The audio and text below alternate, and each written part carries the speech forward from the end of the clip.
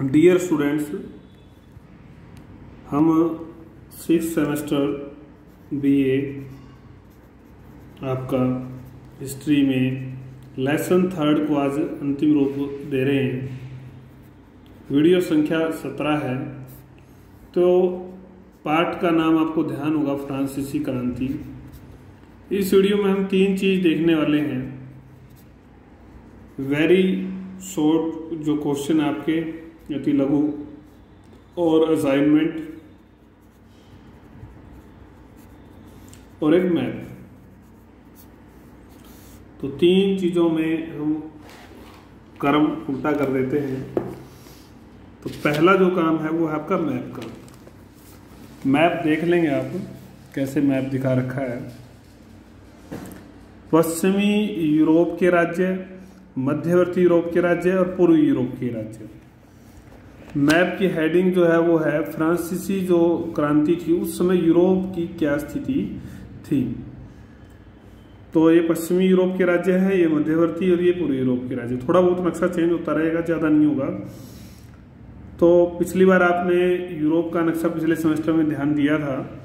तो ये आपका फ्रांस है। फ्रांस पश्चिम में आ गया। देखो पश्चिम जो है आपका इधर, ये पश्चिम, और पूर्वी, ये पूर्वी उसका विपरीत होता है, ये पूर्वी आ गया, और ये मध्यवर्ती आ गया। ये जो डॉट वाला है ये मध्यवर्ती। तो इसमें ऑस्ट्रिया, जर्मनी, पेरिस या फ्रांस, स्पेन, ये सब आपको दिख रहे हैं। मुख्य जो देश हैं पोलैंड, रूस, और इनके जो प्रमुख एक एक 2-2 नगर हैं वो आपको याद होने चाहिए। तो ये आपको मैप करना है। उसके बाद फिर ये आपकी टिप्पणी आ गई। पीडीएफ फाइल भी मैं इनकी भेजूंगा आपके पास। फ्रांसीसी क्रांति के समय यूरोप। तो यूरोप है, इस इतिहास की घटना हम पढ़ाए। फ्रांस में क्या था, क्या चल रहा था, ब्रिटेन में क्या चल रहा था, और उत्तर रोमन साम्राज्य में क्या क्या थे। पर्सा था, ऑस्ट्रिया था आपका, और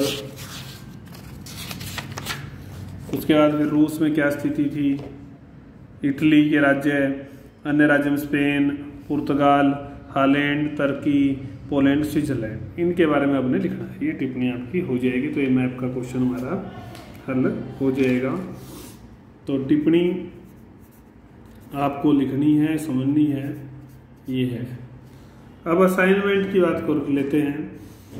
तो असाइनमेंट में मैं आपको टोटल जो है 10 क्वेश्चन देने वाला हूं। ठीक है। अभी तक आपको कितने क्वेश्चन मिले हैं इस बारे में आपको ज्यादा चिंता करने की जरूरत नहीं है। आपको एक सीधी सी बात समझनी है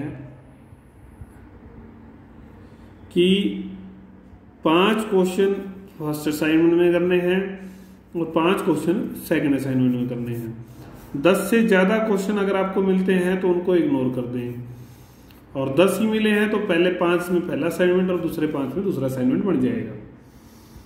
और ये आप साथ के साथ बना लें। मैं बार बार रिपीट कर रहा हूँ वही बात, इनको बनाना साथ के साथ जरूरी है। रिवीजन हो जाएगी, कुछ याद हो जाएगा, और आपका असाइनमेंट का, इंटरनल असेसमेंट का जो है काम भी पूरा हो जाएगा। कॉलेज खुलते ही पहला असाइनमेंट तो आपको जमा कराना ही होगा। और अगर अभी कॉलेज खुलते हैं कुछ समय बाद ही, थोड़े ज्यादा समय बाद खुलेंगे तो दोनों जमा कराने पड़ेंगे। फिर बात रह जाएगी हमारे टेस्ट की। टेस्ट क्या है आपका, टेस्ट भी जोड़ लेते हैं। चलो इसमें जो टेस्ट होगा पहले दोनों असाइनमेंटों में, जो दोनों असाइनमेंट के जो भी 10 क्वेश्चन हैं, इन 10 क्वेश्चन का ही टेस्ट होगा। इनमें से आपको 1 बोला जाए, 2 बोले जाएं, 3 बोले जाएं, वो मेरे ऊपर डिपेंड करेगा। आपने ये 10 क्वेश्चन याद कर लेने हैं तो आपको टेस्ट भी मिल गया और आपको असाइनमेंट भी मिल गया। तो ये काम आप कर लेंगे। छोटे क्वेश्चन भी आपको करवा देते हैं।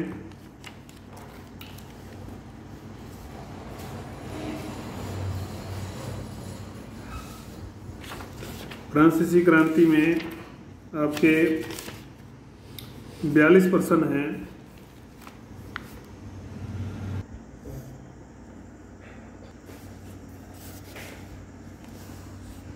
फ्रांस की क्रांति के समय फ्रांस का शासक कौन था? लुई 16वें, ये हम पढ़ चुके हैं। इनको ही मृत्युदंड दिया गया था। क्रांति 1789 में हुई। फ्रांस की महारानी ऑस्ट्रिया की थी जो एंटोनेट नाम था। स्पिरिट ऑफ द लॉ, कानून की आत्मा, आपको ध्यान होगा ये पुस्तक किसने लिखी थी? मॉन्टेस्क्यू ने। उसके बाद लेटर्स ऑन द इंग्लिश, लेखक कृति किसकी थी? वाल्टेयर की। प्रथम गुट का निर्माण किस देश ने किया था? इंग्लैंड ने। गुट बने थे ना, तो इंग्लैंड का ने नेतृत्व किया। गणतंत्रीय संविधान कब बना? 1795 में। पुनर्गठन के दौरान फ्रांस को कितने प्रांतों में बांटा गया था? 83 प्रांतों में। रोबेस्पियर किस दल के नेता थे? जैकोबिन। मृत्युदंड कब दिया गया? 21 जनवरी को 1793 में। आतंक का शासन किसकी मृत्यु के बाद समाप्त होता है? रॉबेस्पियर की। फ्रांसीसी क्रांति के लिए कौन सी विदेशी घटना प्रेरणा का स्रोत बनती है? अमेरिका का स्वतंत्रता संग्राम। इंग्लैंड ने प्रथम गुट का निर्माण कब किया? 1792 में। श्रीमती घाटा के नाम से किसे जाना जाता है? मैरी एंटोनेट को।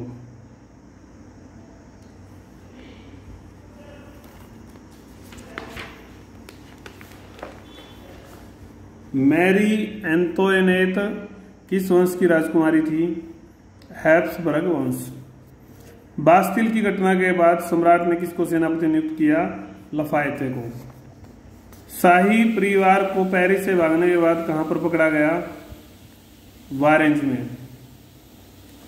1779 में स्टेट जनरल के कुल कितने सदस्य नियुक्त हुए? 1214। मिराबो का स्वर्गवास कब हुआ? 2 अप्रैल 1791 को। फ्रांस की क्रांति को विश्व क्रांति की संज्ञा किसने दी? रैमजे म्यूर ने। मैं ही फ्रांस हूं किसने कहा? लुई 16वें ने। मनुष्य स्वतंत्र पैदा हुआ है परंतु एक जंजीरों से जकड़ा हुआ है, ये वाक्य किसके थे? वेरी वेरी इंपॉर्टेंट, ये थे रूसो के। वर्साय के शानदार महल का निर्माण किसने करवाया था? लुई 14वें ने। फ्रांस की क्रांति का तत्कालीन कारण था आर्थिक संकट। आर्थिक व्यवस्था काफी चरमरा गई थी। उसके बाद क्रांति के समय फ्रांस में विभिन्न भागों में स्थापित उच्च न्यायालयों और पार्लियामेंटों की संख्या कितनी थी? 13। फ्रांस के लोग राजदरबार को क्या समझते थे? राष्ट्र की कब्र, ये भी हमने पढ़ा था। चर्च का ज्येष्ठ पुत्र किसको जाना जाता था? लुई 14वें को। क्रांति से पहले गैबले नामक कर किस पर लगाया गया था? नमक पर, यह भी बड़ा कारण बना था। रूसो की मृत्यु 1778। बास्तिल के पतन की घटना वेरी इंपॉर्टेंट डेट है, 14 जुलाई आपको याद करनी है। क्रांति का मसीहा रूसो को कहा जाता है। 1789 में क्रांति के समय फ्रांस की राजधानी थी वर्साय, क्योंकि वर्साय में ही रहता था शासक। किसानों की गणना की जाती थी निम्न वर्ग में। क्रांति के समय सबसे छोटा वर्ग माना जाता था, कमजोर। निम्न का मतलब है कौन सा कारण फ्रांसीसी क्रांति के लिए उत्तरदायी था? ब्रिटिश शासन, कुलीन पादरी, निरंकुश राजतंत्र, सभी कारण उत्तरदायी थे।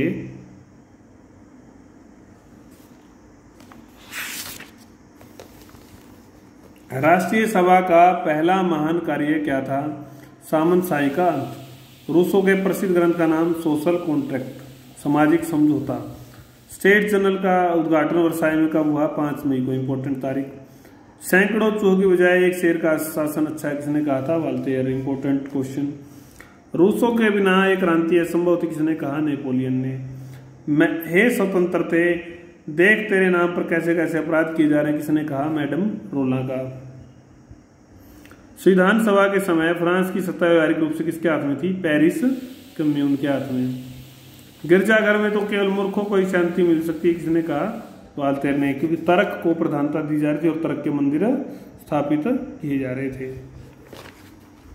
तो ये हमने इस तरह से इस पाठ को समाप्त कर दिया है, पूरा कर लिया है। तो आपको क्वेश्चन देना था असाइनमेंट का, ये पूरे हो गए हैं। तो क्वेश्चन क्या है इसमें, इस पाठ से? फ्रांस की क्रांति के प्रभाव। असाइनमेंट में लिखना आपको फ्रांस की क्रांति के प्रभाव, सामाजिक, आर्थिक, राजनीतिक सभी प्रभाव को लिखेंगे। और यूरोप पर क्या प्रभाव पड़े ये भी लिखेंगे। यूरोप पर, फ्रांस पर और विश्व, ये सारे प्रभाव आप लिखेंगे तो ये अपना क्वेश्चन पूरा होगा। वही 5 पेज आपको लिखने हैं।